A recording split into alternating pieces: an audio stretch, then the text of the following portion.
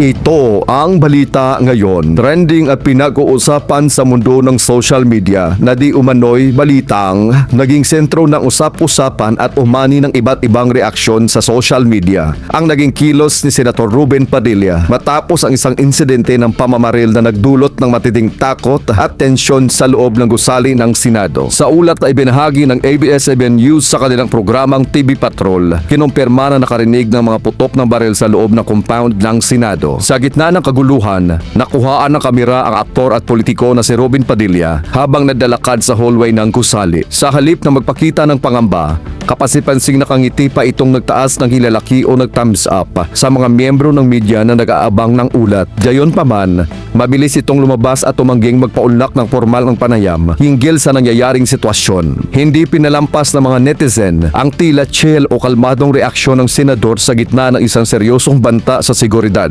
Agad na nag-viral sa platform na X or dating Twitter ang screenshot ng balita kung saan mabilis itong pinutakti ng batikos. Isa sa mga kapansin-pansing bumatikos ay ang kilalang personalidad na si Aura Briguela. Sa isang repost, hindi nito mapigilang maglabas na kanyang saloobin.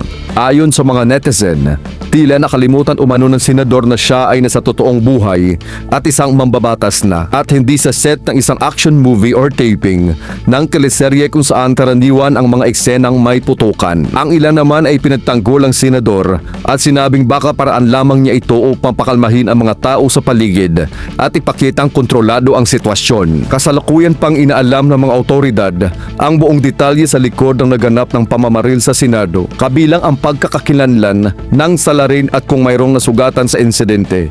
Naka-lockdown ang ilang bahagi ng pasilidad habang nagpapatuloy ang investigasyon ng Senate Security at ng mga pulis. Inaasahang maglalabas ng opisyal na pahayag ang pamunuan ng Senado, pati na rin ang kampo ni Senator Ruben Padilla upang linawin ang kanyang naging reaksyon na ngayon usap-usapan sa buong bansa.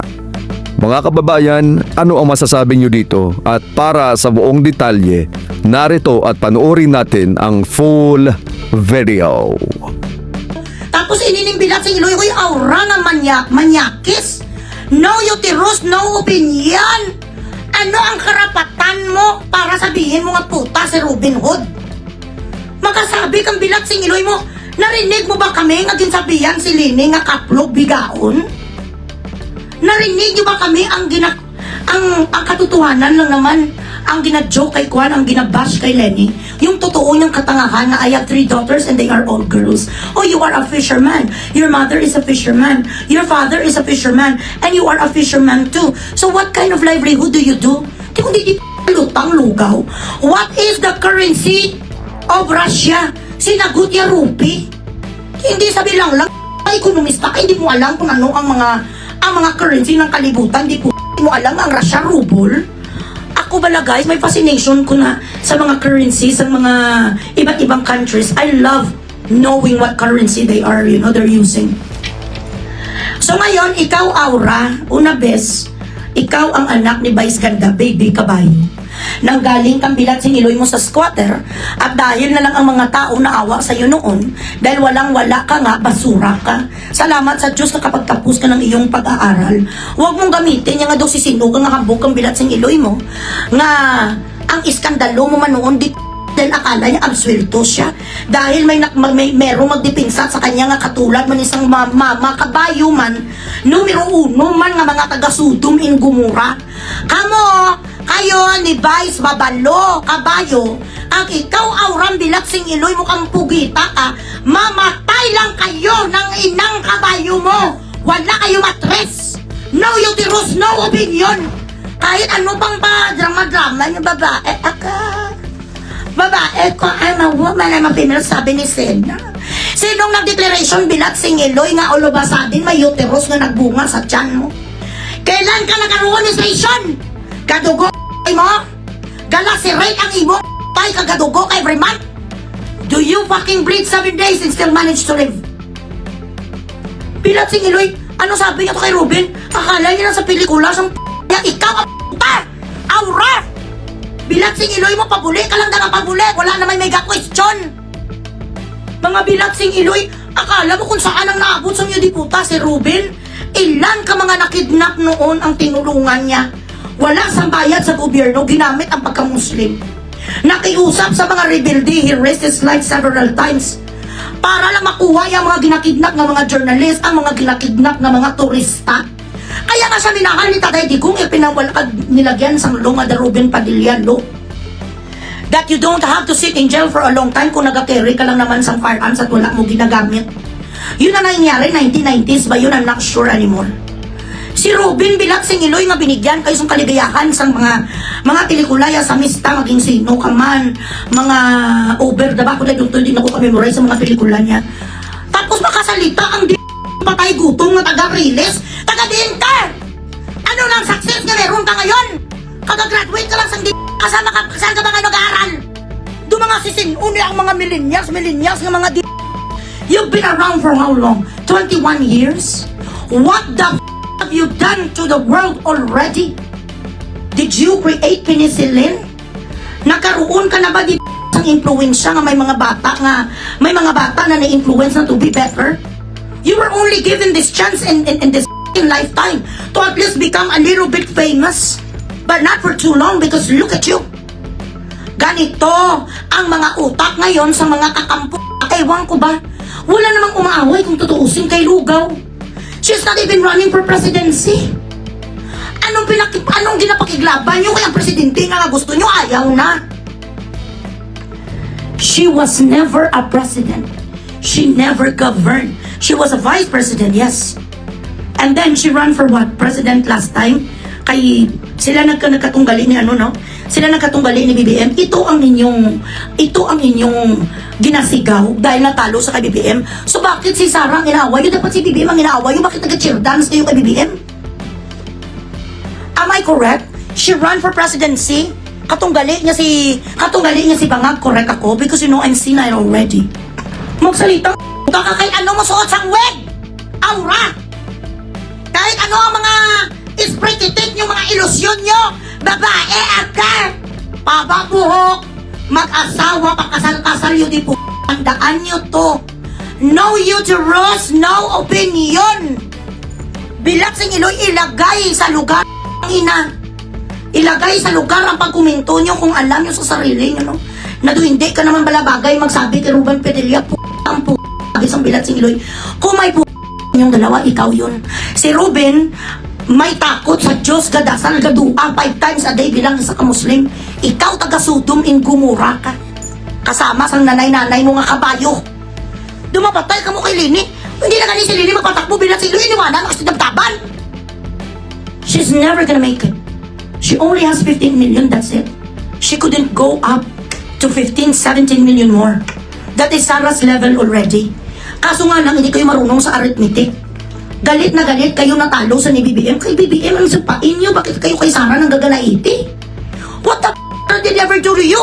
She is not even the highest ranking position in the Philippines. She is not the one who is stealing money from us. She is not the reason of our fucking inflation. The reason for our inflation, ang Bilatsing Iloy nga si Recto. Si Recto! Siya ang asulsol sa bangag kasi bangag way malaki eskwela economics. Pike ang iyang diploma. Bilatsing Iloy. Again, no uterus, no opinion. Habang wala ka dugo, pay mo every month if your vagina doesn't bleed for 7 days and yet you manage to be alive, you're not a woman. Ambisyosa mo nga babae mo alpot. May ka? Ha? Mayroon ka sang wala kayo clitoris katulad sa amin. Anong ginasubsob pay nyo? Hindi kayo ginasubsob pay nyo. Ang kayo nga mga taga-Sodom in Gomorrah gatsunay ka mo isa-isa ay wala sa ay na naga-exist sa relasyon nyo kahit trans pa kayo. You will never have the satisfaction that we have. Kayo wala no opinion. Wala pinipin sa inyo puwit nyo tapos may kasama pa Nutella at cheese whiz. Ang pero sa inyo, ang inyong mga Boulevard of the Broken Dreams, pagpasok sa kuko ni Aguila, paglabas, cheese whiz pa, Bilatsing Iloy kag Nutella, minsan may kasama pa pichay. Kami ang namin pag-ingger yung nagalabas gatas.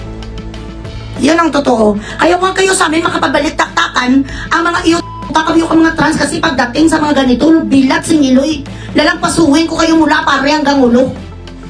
Bilatsing Iloy, no Girl, no opinion.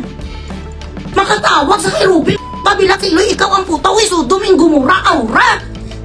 Ang nagapananaytay sa dugo mong dibilat si Iloy ka, dugo ni Satanas kag ni Lucifer. Ginapaulanan kayo sa suduming gumura, mga kanununuan mo kalayo kagasupre. Tawagin niya sa Ruben, puta, bakit? Nakita mo ba si Ruben Padilla nagpapuwit? Pa ba siya? Ikaw ang pa, di ba? Ang sabi sa Panginoon, I only created man and a man and a woman. Hindi nagsabi si Jesus LGBTQ+++. Tinanggap na nga kayo eh. Tapos ang baka mga over-entitlement naman kayo. Do pati kami do agawa na kami nila sa excuse me. I'm sorry. What is that again? Huh? Your opinion is not going to put my opinion under the fucking bus or train. The moment you push it on my throat, down my throat, in equality, my opinion ends, which is never gonna fucking happen. Nagsasalita sila equality. Nagpakatotoo sa sarili. Ang totoo sa sarili nyo, may mga itlay kayo. Ang totoo, wala gadugo ang mga wala mutil. Wala ka mo uterus, yun ang totoo. Kayong mga sinungaling. Napakatotoo lang talaga ako sa sarili ka. Sabi sa mga bilatsing elay, ang totoo sa sarili nyo, ang sa puwit nyo, karipunat nyo. Pag kinuha, di po ang kukunin ang tila pag ganito ay chapter. Pag hindi nakalabati, bay, nutila. Nutila ang galabas, minsan may kasama pa pitchay. Kami ang totoo nga mga babae, pag pitchay namin ay ang nagalabas, gatas. Huwag kayong huwag nyo kuyang bilat sing Iloy. Kala mo makapreta ng mga YouTube, may mga sensation sila sa kanilang ngarap. Pag pinutol na ang mga niya, wala na ko sensasyon, doon ang sensation nyo sa na. Ang mga veins na ginapagtsatsagaan nyo pagpasok, bilat sing Iloy sa kukunya gila paglabas ganito, cheese whiz, minsan may kasama pa munggo. Huwag kayong mga damak ka mo subdoming gumura. Oh, sige be, halika dito, matapang ka, alpot, dali de. Aura ka. Akala mo kung sino kang bubuit ka. Nagalit ka sa isa ka lalaki kay ayaw umubad ba sa ubad sa harapan mo? Hindi niya betchay ang may lawit. Ambisyoso. Ang tawag sa'yo si Tutong. Aura. Anong aura? Anong aura? Arturo ka. Aura. Bilang si Iloy. Si Tutong ang pangalan mo. Ang totoo mo ang pangalan, Arturo. Aura. Anong aura? Bilang si Iloy mo. Anong ginaura mo? Ang pagkawilwig. Ang kaputrod mo ang ngipin. You have a degree, if I may. But where is your heart? Where is your intelligence quotient? Where is your emotional quotient? The truth is actually something that you could not accept. Because in reality, you were a man. No matter how much you try to convince the world that you're a woman, you will never be. Dahil isa lang ang pinapasukan, dalawa pala. Dalawa lang ang pinapasukan, bilat sing Iloy sa ang pag mo kagkanat. Wala ka sang ikaw ang babaeng may lawit. Pag umasta ang mga bilat sing Iloy, doon nagatugo ang gagamit ka whisper with wings out. Kailangan ka bilat sing Iloy, nagnapkin, baka naganapkin ka lang kung ginalupita, kasiwara ka. Nagnanapkin lang kayo kapag hindi kayo nakalabati bay, tapos yung Boulevard of the Broken Dreams kayo, lumabas ang mga ugasip nyo nga chiswes, arroz caldo, champurado. Yun lang kag nagagamit kayo whisper with wings kasi nagalabas, nagaulan ng bilat sing Iloy ang mga ernalo. Huwag niyo ko balain no balabets. Puta ka mo, napaimbiyernayo naman si Iloy Bugres. May malunggay pa yung kinain sa mga yudi last week, mga langkat, galabas sa mga na maglabati ba kayo na nyo ginabigyan nyo sa additional pollution ng world. Excuse me. Ang ngalan mo si Arturo. Ang palayaw mo si Tutong. Tutong Pugita. Bilat sing Ilong. Si Ruby nga kadamo-damo na tulungan, di puta, sabihin mo puta. You are not even an inch of a man, he is. You haven't helped anybody, or to be compared to him is an illusion. Noon ayaw ko rin kay Robin. I underestimated him. I'm honest about that during the election. But that is the thing, we are prejudging people that just because they are actors. But he showed me the other side of Robin. I underestimated his capacity. I didn't know his heart. And along the way, nakita ko na he's actually someone that is worth voting for. He's actually someone that is worth admiring for.